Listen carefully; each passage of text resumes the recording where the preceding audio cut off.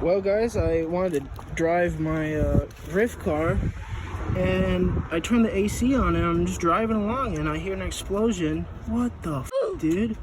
Every single blade just exploded. I don't even know how.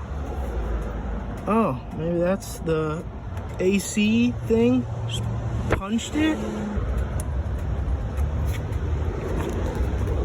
So my car, I guess, had an overheating issue for the previous owner because he had maintenance records of them changing some stuff. But when I was watching a video, this was an issue. They said, make sure to get the shroud into the radiator. So they did not. You can see, I think the AC clutch, when it engaged, smacked this, which the fan blades are in. And you know, this amount of play when you're driving around is not good. So I think they just smacked and then they all broke. So this radiator, the shroud was never really put in the radiator correctly. So I think that's the main issue, that everything kind of exploded. So this will be the new radiator. This is from a Z3M. So we'll do a quick rundown of the other parts I got. So I got all new tensioners and pulleys and everything. So while I'm in there, it's just one of those things. And then in these two boxes, I have every single cooling part. I got thermostat, clutch fan, motor, I don't know what it's called, but the thing that goes in the clutch fan. I got the ECS little aluminum upgrade water pump, thermostat cover, aluminum. Of course, had to get the Stewart water pump. Oh yeah. So I bought every single thing you could to refresh the entire cooling system. Do it once, do it right. That is the way. First step is gonna be start taking this stuff off, jacking up the car, draining the coolant from the front, and then there's a plug in the block somewhere.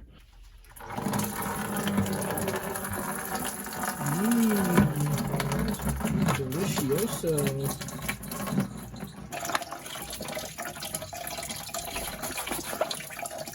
Alright, so that's the engine block drain for coolant, but the O2 sensor is right there.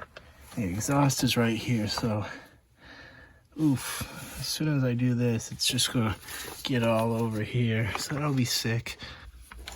Undo this, close my mouth, and alright, there we go.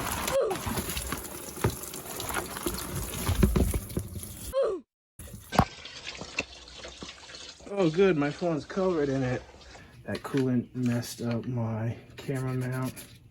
Coolant is gross, and I lost my 19 mil, so double win. I'm gonna work on taking off these hoses and getting the shroud out. Might take the fan off first. Since the shroud's pretty much destroyed, it probably will come out pretty easy. Got this tool, put the clutch fan either on this side or this side, and it's reverse threaded, so it'd be righty loosey, lefty tighty. And we'll use this to, oh, did I just get it loose just like that? Oh my god, was it not even tight? Wow, yeah, I didn't even have to hold the water pump. It's probably because I have the belt still on, so keep your belt on. And then that was too easy. Look at this spinny wheel of death. So I drove home with this and I don't think the car overheated unless my temperature gauge doesn't work. Oh, okay. So you just kind of pry it back and forth. I don't know where that's coming from, but we got one more clippy do right here. I'm gonna try to get this off and put it on this plug so I know what it's with. Lucy, easy. All right, note that does have a crush washer. And heave ho, away we go. Maybe. Got our water pump, so I believe these are 10s. So I'm gonna crack these loose while the belt is on. All right, so it's a Torx 50 to get off the tensioner. All right, there's our water pump pulley. Thermostat off, which is a 13 and a 10 maybe another 13. Maybe I should have left that on. Easy peasy. Now I should just. Oh. Oh, okay. I just freaking popped it on out. Let's get the water pump off. We are right there. Ooh. She was a little more feisty. This one, the whole stud came out, so that's not good. Okay, so for this, apparently you can put these 10 mils that we just took off the thermostat and just thread them in here. And it'll push the block, or it'll push the water pump out. Because you don't want to pry on this or damage this anyway. Oh yeah, so it's starting to separate from the block. So just keep walking it back and forth. It's almost there. Should be okay. Alright, so it looks like they had the metal one, so that was a good upgrade, but you can see all this grossness around here, so we're gonna be replacing that with a nice brand new one. So this is the new thermostat. It's this is the part number. This is a lower temperature one, so it opens sooner. Arrow is gonna face up, so we'll just put it right here, and then we'll lubricate this O-ring with a little bit of coolant so that it goes in all nice. So got the new aluminum thermostat housing.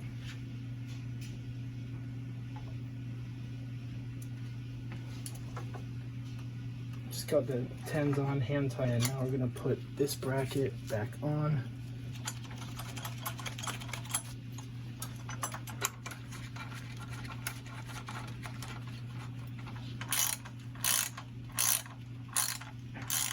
Hand tighten them, and then I think they're 89 inch-pounds for everything. Now we're gonna be installing our beautiful Stewart water pump. So I will leave this hole up, the weep hole at the bottom. And yeah, this is the nice.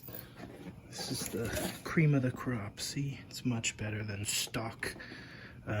Everyone runs these. They say they're the best, so only the best for this car. I'm gonna make sure I put some coolant on here to lubricate it. And then for this, you just slowly tighten the nuts in an X pattern, kind of walk it on there.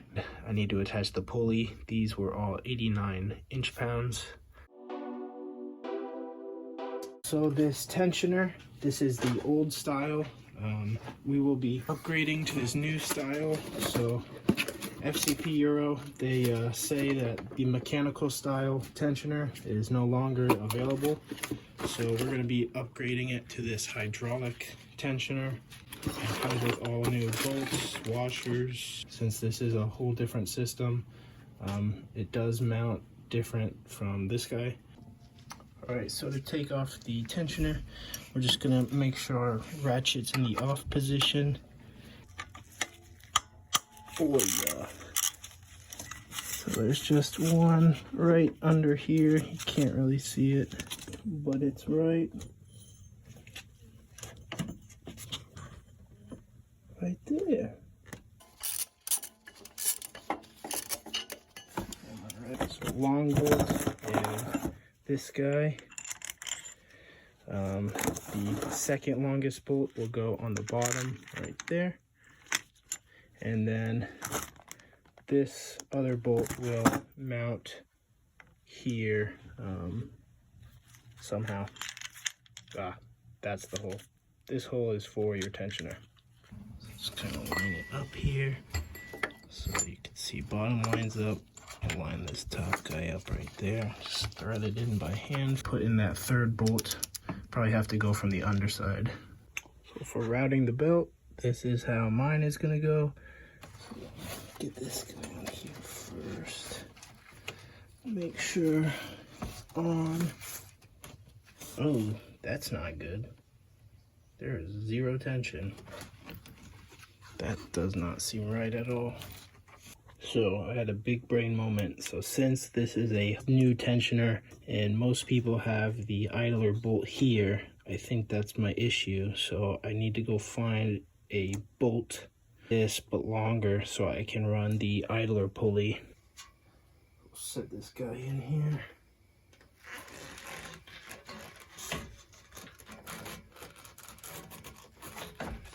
We're gonna put the new bushings, these guys. So, pew, pew.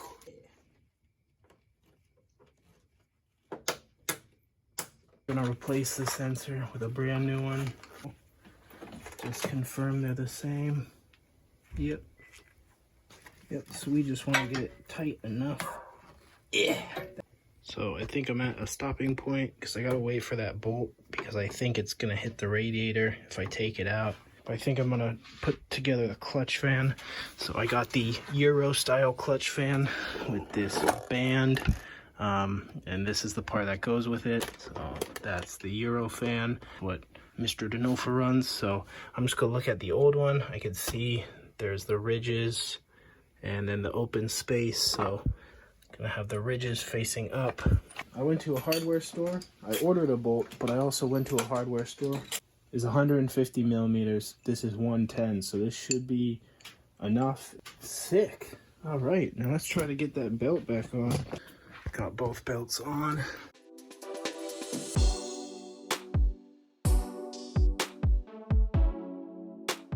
Got the upper and lower hose on.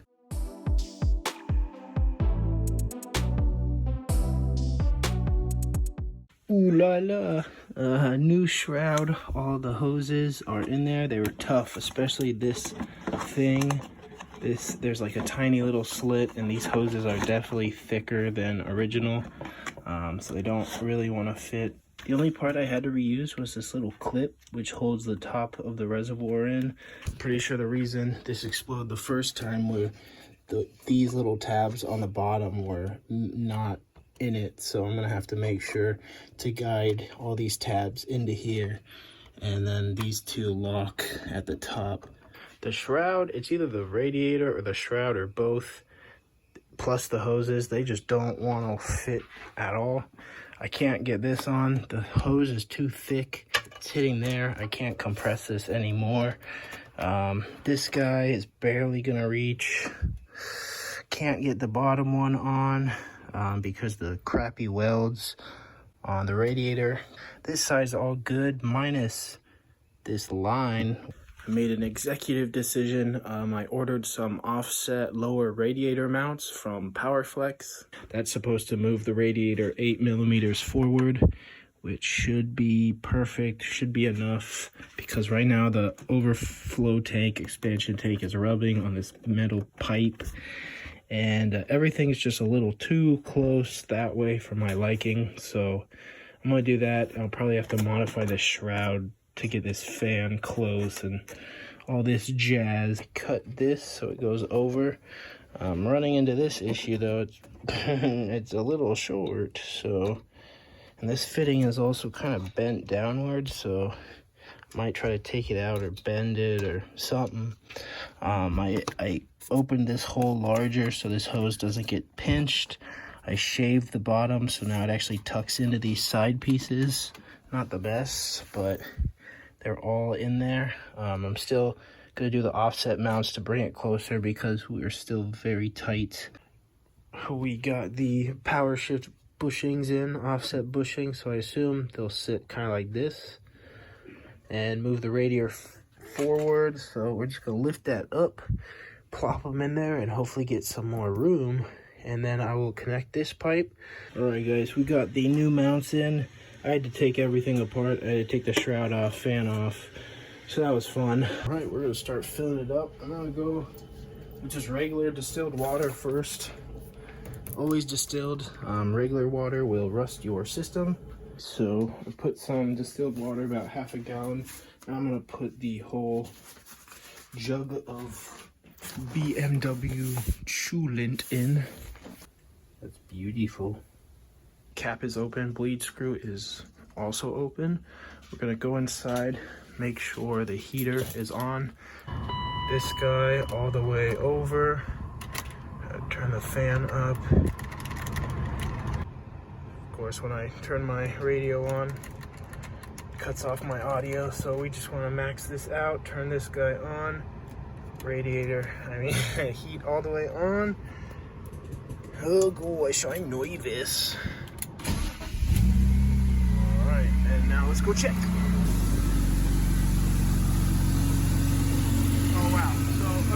already took coolant out, so we're gonna add some. Check for leak. So as it's going, as it warms up, we want to keep filling up the reservoir here and checking the inside temperature and making sure that